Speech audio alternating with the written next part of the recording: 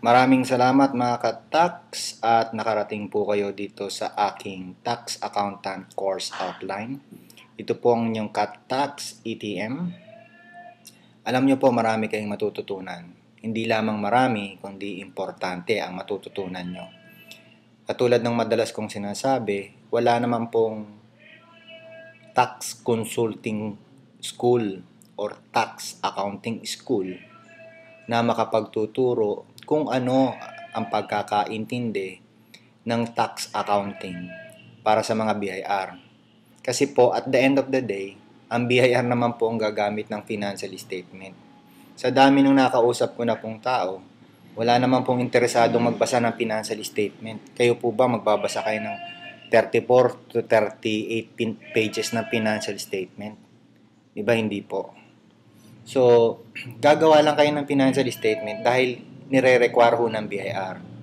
So, kung hindi naman nire-require ng BIR, tingin ko wala naman hong taong gagawa niyan.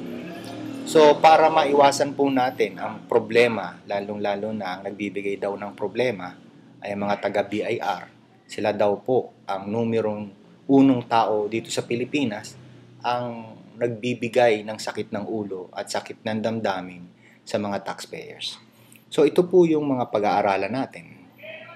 Ano po ba dapat ang gamitin ninyo? Yung letter A, financial, managerial, o tax accounting.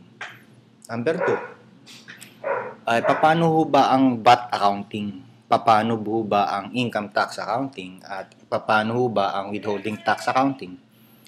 Maaaring makikita nyo silang tatlo sa National Internal Revenue Code, pero magkakaiba po sila.